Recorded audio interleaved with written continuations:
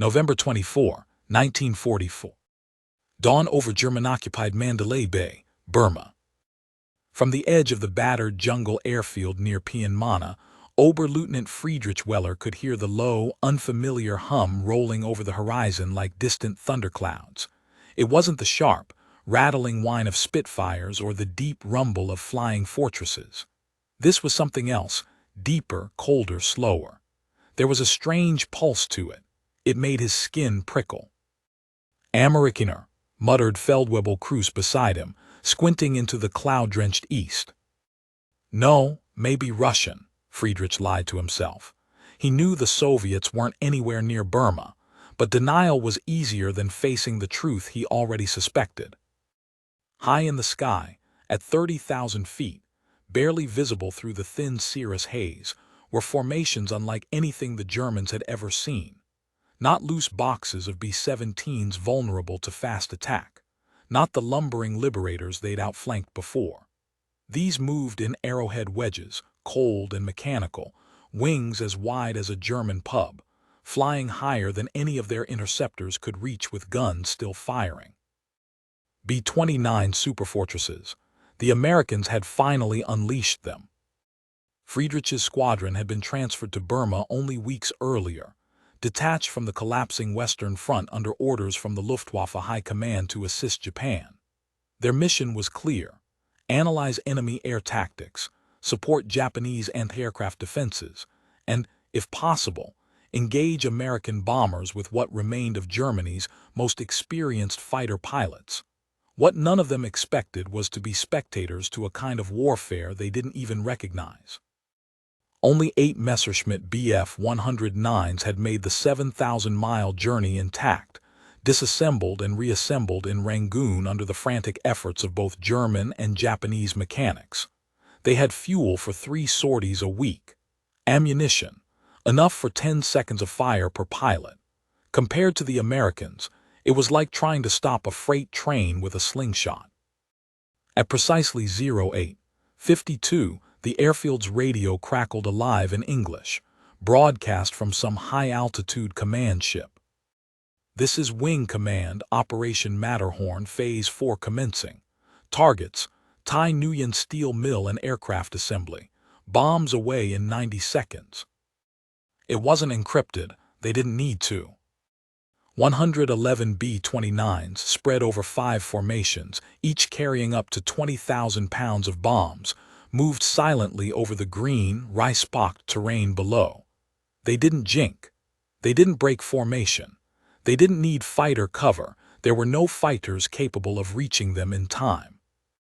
They flew in layered formations with electronic tail gunners, radar-synchronized fire control systems, and pressurized cockpits that allowed them to fly at altitudes where Japanese and German pilots would need oxygen masks just to stay conscious.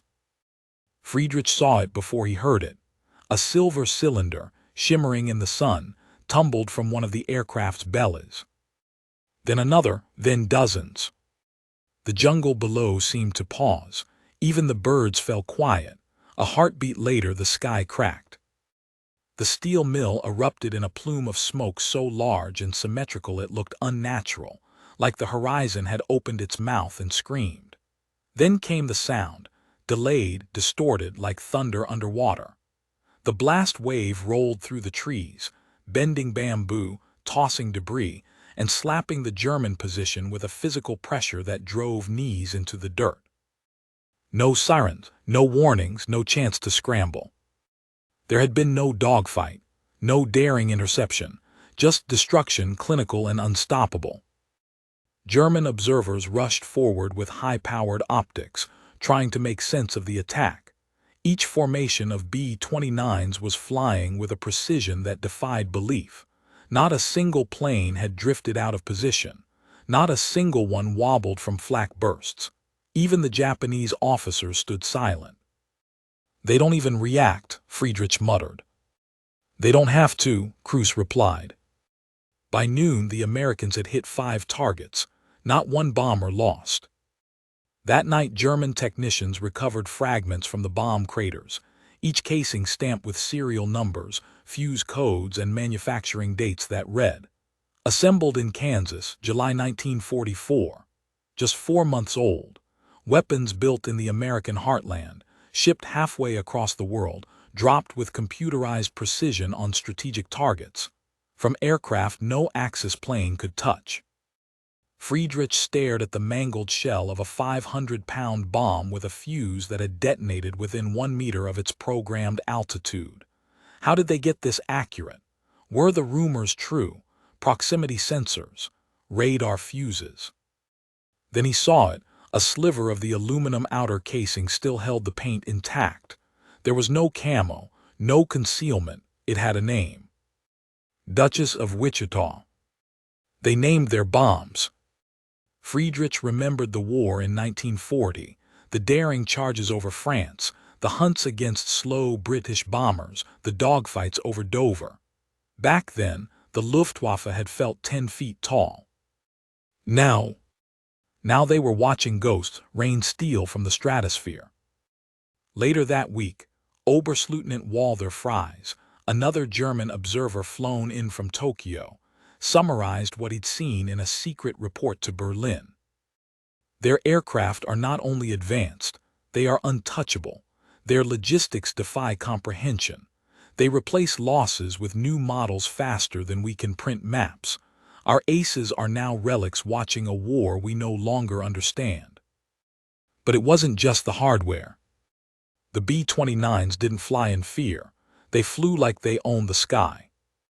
And for good reason. The next day, a Japanese colonel assigned to coordinate air defenses asked Friedrich if the Luftwaffe would attempt to intercept the next formation. Friedrich gave the only honest answer he could. You can't intercept what you can't reach. From that moment on, even the proudest German aces, the men who had logged hundreds of kills over Europe, began to refer to the B-29 not as an aircraft, but as a symbol. A symbol that Germany had already lost the future. Because that future now flew 30,000 feet overhead, pressurized, radar-guided, factory-built, and indifferent to anything left in the Axis arsenal. And the date etched in Friedrich's memory like a scar. November 24, 1944. The day he saw what the next war would look like.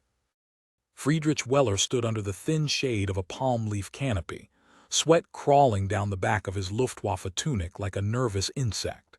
He hadn't moved in 10 minutes.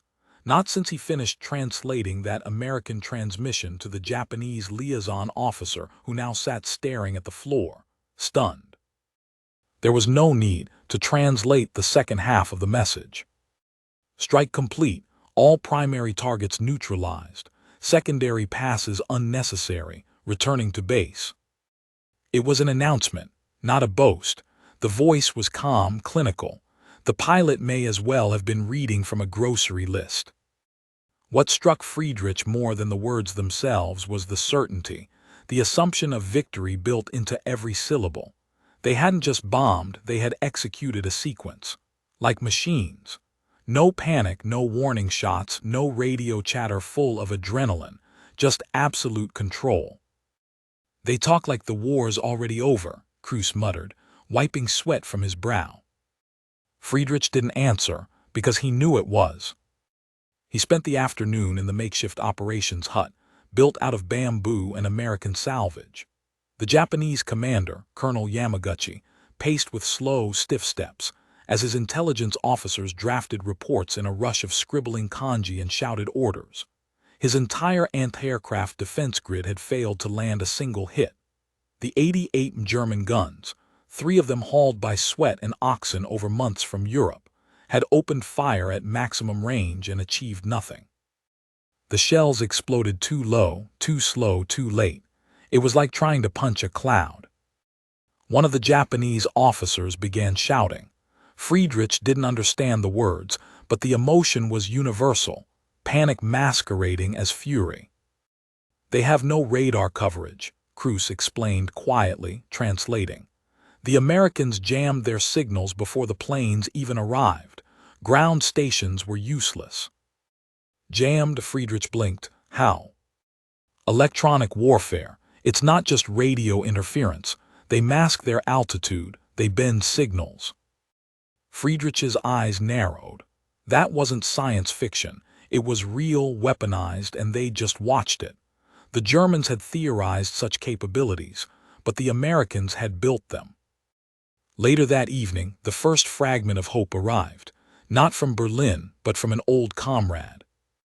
Heinrich Halberd Meissner, a Luftwaffe ace, twice decorated, pulled from the Eastern Front for special assignment to the Pacific Theater. He arrived by rail and seaplane, carrying a leather-bound flight log and a permanent squint. He still wore the blue-gray uniform but had traded his officer's cap for a sun-bleached naval hat that made him look more pirate than pilot.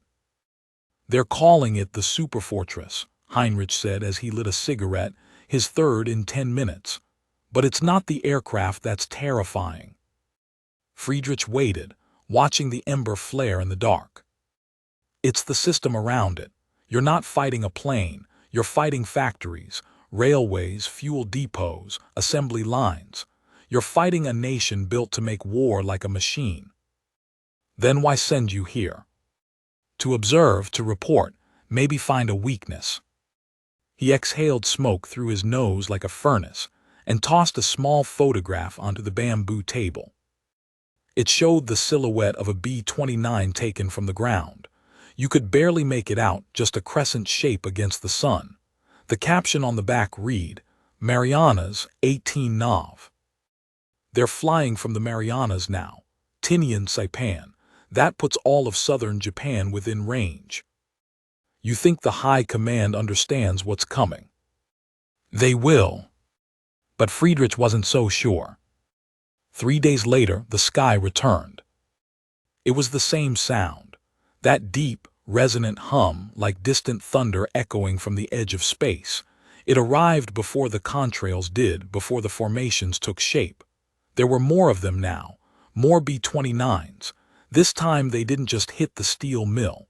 They vaporized the entire industrial belt across northern Thailand. The Germans watched from a concealed ridge west of Lampang, perched with binoculars and anger they couldn't use. They'd been denied permission to scramble. High altitude made interception impossible. Their fuel stockpile could not be risked. The order from the Japanese commander was curt and final. "You will not waste your fighters. They are not targets. They are ghosts." Heinrich stood with them, arms crossed, silent. Below, explosions marched across the valley like drumbeats. Shockwaves lifted dust into the sky like the breath of angry gods. Even from 20 kilometers away, the smoke columns rose straight and black like funeral pyres. Friedrich put down his binoculars. What kind of bomb was that? Heinrich didn't blink. Incendiary, napalm maybe, but there's something else. Fragmentation canisters, perhaps. Look how the fire spreads. They're not targeting buildings, they're targeting infrastructure. Rail, wires, bridges. And then, as if fate demanded a final insult, they saw something that neither German nor Japanese had considered possible. One of the superfortresses didn't turn back after the bombing run. It circled low, deliberate, and began taking photographs. A reconnaissance pass, in daylight, alone. No escort. No flak. No fear. The B-29 made 2 passes, leisurely banking with confidence, cameras rolling from nose and tail. The Luftwaffe officers stared in disbelief. "Are they filming it?" "Ja," Heinrich said coldly, "and they want us to see." That night, a runner arrived from Rangoon with a canister of intercepted Allied broadcasts, English-language propaganda recordings. Friedrich had the reel played through a captured American field phonograph. The voice was cheerful, almost cheerful. "Today, American bombers struck another blow for freedom in Southeast Asia. B-29s flying from forward airbases conducted precision strikes against critical enemy manufacturing sites. No losses reported. Allied command reports full success." Superfortresses, operating at 30,000 feet, continue to dominate the skies of the Pacific and beyond. Crews turned off the device. Silence. Friedrich clenched his jaw. They want us to know. Yes, Heinrich said, tapping the table with one finger, and they're not wrong. Later, Friedrich sat alone and scribbled into his personal journal. He didn't write about tactics, not aircraft speed, not bombing tonnage. He wrote what every German officer had silently realized. We are no longer participants. We are observers to the end of an age. The Luftwaffe still flies, but we no longer matter. Our enemy has reached beyond us, not just in engineering, but in thinking. They don't fight like us. They don't react like us. They create, they deploy, they erase. In daylight and silence from altitudes we can only dream of. The B-29 is not an aircraft. It is a message. You are obsolete. 1 week later, the Americans escalated again. This time, the B-29s came with something new. Clustered among the bombers were ships. Yes, flying ships. Modified B-29s retrofitted not for bombs but for fire. They dropped canisters that burst mid-air, raining down hundreds of tiny incendiary bomblets. The jungle burned, not just the targets, not just the factories, the ground itself. Rice fields became blackened scars. River banks boiled. By the time the German team reached the ruins near Chiang Mai, the village had ceased to exist. There were no clear bomb craters, only fire damage, like the wrath of some mechanical sun god had swept over it all. The Japanese guides refused to continue the survey. One of them, a young lieutenant, knelt in the ashes of what used to be a schoolhouse. He scooped up a small object, half melted, half intact. It was a child's lunch tin. On the side was painted a cartoon bird. Crews turned away. Friedrich didn't. He kept looking. Because somewhere up there, 30,000 feet above the smoke, the next wave of American B-29s was already turning back toward base. Untouched, untouchable. And Friedrich realized something that hadn't been clear before. They weren't attacking to win the war. They were demonstrating that the war was already lost. A week after the incineration of Chiang Mai, the air at the jungle base outside Pianmana turned electric with rumor. Not from the Japanese, not from official reports, but from whispers between the German pilots who shared burnt coffee, filtered rainwater, and whatever slivers of information trickled down from Tokyo. The word circling now was simple and terrifying. Kyujo. Emergency. A Japanese word whispered with real fear. Not because the Americans had sent bombers, everyone had expected that, but because what followed the B-29s was something new. Something that changed the very nature of war. Friedrich Weller stared at the scorched remains of the jungle town. The fires had burned for days, consuming villages, bridges, timber depots. The B-29s hadn't bombed military targets, they had erased transportation itself. No supplies in, no wounded out. Rice fields, water stations, ferries gone. It wasn't just devastation, it was paralysis. Operation Matterhorn wasn't the campaign, Heinrich muttered to him, eyes fixed on the rising smoke from the south. It was the rehearsal. The Americans hadn't even ramped up their full production yet, but they were already fielding what seemed like an endless wave of flying fortresses. And worse, they were beginning to deploy tactics the Germans hadn't imagined. The Japanese thought in terms of castles and territory, the Germans in terms of columns and fronts, but the Americans, they thought in systems. They fought with logistics. They attacked the wires behind the face. Heinrich sat on a splintered crate that used to be a generator housing and opened a folded sheet of data freshly printed by Japanese intelligence. It was in katakana, poorly translated, and typed on a Japanese imperial typewriter, but its meaning was unmistakable. Production rate of B-29 airframes, 150 units per month. Projected increase to 250 by January. Spare engines in stock 1,900. Average operational range 3,500 miles. Armament 10.50 caliber machine guns, 120 cannon. Altitude ceiling 32,000 feet. Heinrich spat in the dust. 300 bombers a month. We couldn't build 300 bicycles last week. Friedrich stared at the chart, jaw clenched. He'd spent 4 years fighting a war where every bullet, every liter of fuel, every mission had to be rationed. And here were the Americans, producing high-altitude superbombers faster than Germany could produce bicycles. The old calculus was gone. This wasn't a contest of men, it was a contest of mass. Later that day, a coded message arrived from Luftwaffe High Command, brief and almost apologetic. It informed the Burma detachment that further air support from Germany was not logistically viable. The Japanese would continue the defense of Southeast Asia alone. The meaning was clear. Berlin had given up on the theater. The Germans had been left behind. 2 days later, the Germans watched a new American strategy unfold. The B-29s returned, but not in a single swarm. This time they came in waves, staggered and relentless. One group would bomb, then hours later another, then another, each targeting different cities, railways, bridges. Day turned into a clockwork rhythm of thunder and flame.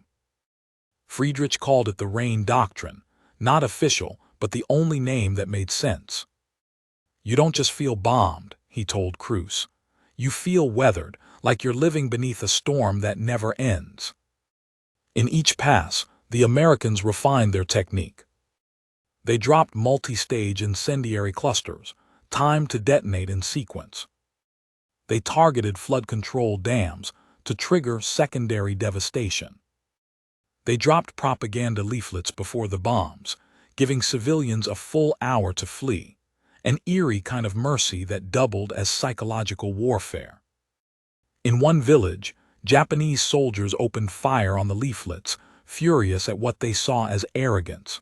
Friedrich saw something else. Confidence. The kind that came from knowing that nothing down here could reach up there.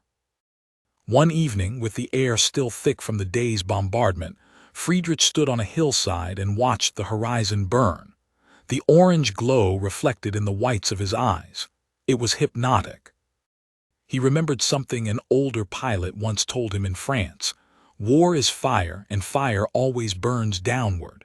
Whoever owns the sky wins. Now he finally understood.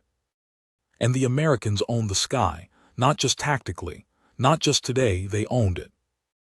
Heinrich appeared beside him, holding a small wooden box. He opened it to reveal a single Luftwaffe pilot badge tarnished, cracked at the edges. You ever think we're just knights, he said, clinging to swords while the other side invents rifles? Friedrich didn't answer. He didn't need to. By the first week of December, the Japanese army in Burma had begun quietly pulling back, not retreating, dissolving. Entire units simply ceased to function. Supply lines were gone, communication towers destroyed, ammunition dumps flattened. The Luftwaffe detachment remained behind, stranded in a war they no longer recognized. On December 3rd, they received word from Rangoon. The Americans had dropped leaflets over Tokyo. The target wasn't a rail hub or munitions plant this time. It was the psychology of an entire city. The leaflets showed photographs of burning towns in Burma, bomb craters from 30,000 feet, and statements in Japanese. This is precision. This is a preview. Tokyo is within range. It wasn't just propaganda. It was announcement of intention. Heinrich read the English copy aloud over breakfast, his voice flat. Friedrich set his fork down halfway through the reading. He'd lost his appetite. That night, under the lantern's dull glow, the pilots talked softly in German. We can't shoot them down. Even if we could, they have more. They're not afraid of us anymore. They're not even fighting us, they're bypassing us. Friedrich looked across the group and said what no one else dared. They're not trying to end the war. They're trying to end the future of war before we can catch up. Silence. One of the younger officers, barely 23, leaned in. If we had jet interceptors. Heinrich snorted. You need jet interceptors, radar coordination, fuel, air bases in Burma, high-altitude pressurization, and spare parts by the ton. You think a Me-262 can fly 3,000 kilometers and still have energy to climb above 30,000 feet? The younger pilot said nothing. You don't fight the B-29 with aircraft. You fight it with a nation that can build one. The final straw came December 9th. American photo recon planes, modified B-29s stripped of armament and packed with high-speed cameras, flew directly over Rangoon. They circled twice, in broad daylight. Japanese anti-aircraft gunners opened fire for 20 straight minutes. Not a single shell came close. The bombers flew so high they left 2 layers of contrails, one of them red-tinged from the high magnesium content of the fuel. It looked like blood in the sky. And when they left, they dropped no bombs, only more photographs. A message of flex. One photograph captured the Japanese AA crews on their platforms looking up, mouths open, guns pointed skyward, useless. It was printed, developed, and dropped back down over the same units the next day. Friedrich held the leaflet in his hand. On the bottom margin in English, someone had handwritten, "Nice try." It was over. Not the war, but the illusion. The illusion that Germany could catch up. The illusion that they could turn this around. They'd been fighting with glory and legacy. America was fighting with data and oil, factories and fuel, altimeters and IBM punch cards. One side was romantic. The other side was inevitable. That night, Friedrich sat in the mess and looked around at the tired, sunburnt faces of men who'd once flown over Moscow, over London, over the Channel. They didn't look like warriors anymore. They looked like museum pieces. And in that silence, a single thought echoed through the minds of them all. This isn't just the end of the war. It's the end of us. 3 days after the Rangoon flyover, a coded German dispatch arrived from Tokyo under high-priority cipher. The message was brief, clinical, and final. Disband Burma detachment. Evacuate personnel to Shanghai by sea. Destroy equipment. All intelligence to be couriered by hand. Luftwaffe Southeast Asia operations terminated. Friedrich Weller read it twice, then a third time, before folding it carefully and placing it back into the pouch. Cruz sat across from him on a crate of rotting quinine, silent. "So that's it," Cruz said after a moment. "Berlin's cutting the rope." "No," Friedrich replied. "They're just admitting it's already broken." That afternoon, they destroyed what they could. The 8 Messerschmitts, what remained of them, were burned in a clearing behind the airstrip, engines drained of oil, frames doused in fuel. 2 had been cannibalized for parts weeks ago. A third had a cracked cylinder that had been welded shut with a tin soup can and prayer. Friedrich stood beside Heinrich as the 4th fighter lit up, flames licking over the paint. The Luftwaffe cross-curled and blackened, a symbol reduced to kindling. Cruz smashed the field radios with a shovel. A young Japanese runner poured gasoline on the crates of blueprints and flight logs. Everything was to be made ash. The men moved like ghosts, numb to the destruction. There was no ceremony, no mourning, only the mechanical pace of a retreat that had been coming long before the official orders. By dusk, the jungle glowed with the light of burning aircraft, and the once makeshift Luftwaffe outpost crackled like a funeral pyre. They left the next morning by truck convoy, an absurd sight. German pilots in officers' uniforms riding in rusted Japanese troop carriers with bamboo tires, bouncing down pothole-ridden tracks toward a port that might already be on fire. Their destination was Tav, where a supply barge-turned-refugee vessel waited under Japanese naval escort. The convoy passed burned towns, carcasses of water buffalo, and children sifting through ash for unbroken rice. They passed civilians who didn't wave. And they passed billboards, American ones, leaflets nailed to trees fluttering from branches, simple, brutal images, a B-29 above a smoking city, a bomb marked Factory Line 47, a slogan in Japanese and German. The sky belongs to us. No one asked about Burma. No one asked about the B-29. They didn't need to. The Americans had already begun daylight raids over Leipzig, Cologne, Dresden. The superfortresses hadn't come to Germany yet, but their shadow had. Friedrich filed his last report to Oberkommando der Luftwaffe. It was marked top secret. It contained no flight statistics, no enemy losses, no diagrams. Just a title. The Altitude of Surrender. Inside he wrote, "On November 24, 1944, I watched the future arrive. Not with a bang, but with a silence so high above us we could only stare. The war is not being lost. It has already evolved past our reach. The B-29 is not a weapon. It is an era, one we do not belong to." No one ever responded. His report was buried in a sealed archive. 6 weeks later, Berlin was under siege. The B-29 never had to fly over the capital. It had already won the war from the edge of space. February brought news that chilled him more than any frostbite. The Allies had captured the Marianas entirely. Saipan, Guam, and Tinian were now massive air bases with 10,000-foot runways carved into volcanic stone. Naval engineers had paved an airstrip on Tinian so precisely aligned that B-29s could take off 3 abreast, day and night, relentless. The Americans called it North Field. The Germans who heard about it called it something else. The end of distance. Because from Tinian, a B-29 could reach any point in the Japanese Empire, and maybe even beyond. Friedrich got his hands on a grainy aerial photo of the airfield from an intercepted Allied magazine. It showed row after row of B-29s, lined up like silver gods on a concrete altar, engines covered, wings pristine. He counted 60 in the photo. Just in that frame.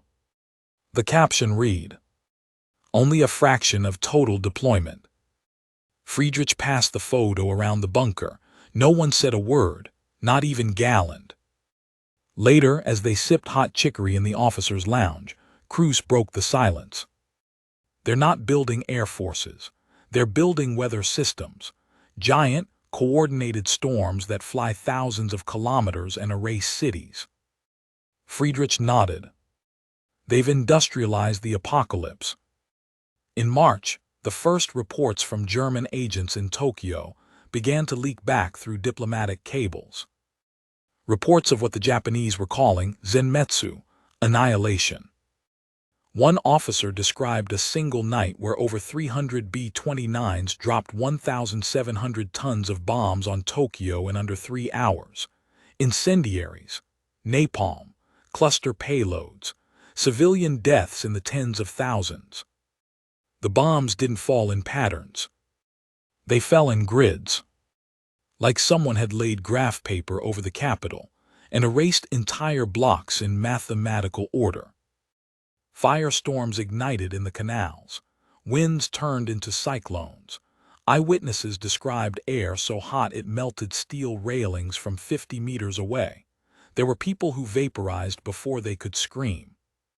Friedrich read every line of the report. Every horror. Every precise number. And knew this wasn't just war. This was a technology demonstration. And still, no one in Berlin said the word surrender. Not even as the Americans dropped over 2,000 tons of explosives a day. Not even when they built mobile runways in the Pacific faster than Germany could patch a single bridge. not even when they heard the phrase whispered from Japanese military officials. The B-29 is the hand of death. No dogfighting.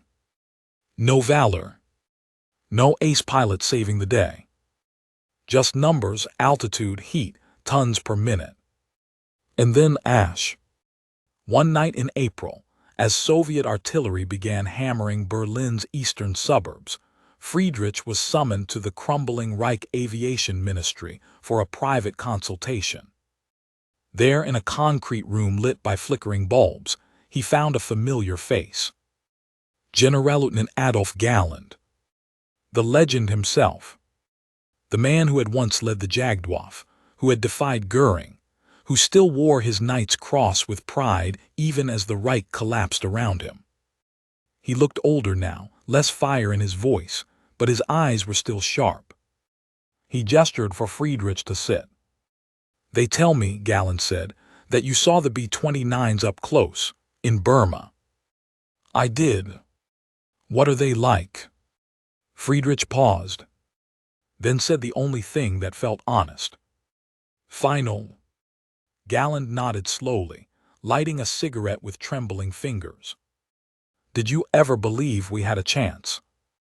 "I did," Friedrich said, "until I saw one of their bombers photograph us, drop the photo the next day, and fly home untouched." Galland blew out smoke. "You know what the Führer told me in January," he said. "We still have wonder weapons. The war is not yet lost." Friedrich swallowed. "Do you believe him?" Galland laughed, but it was a hollow, exhausted sound. "No," he said, "but I wanted to."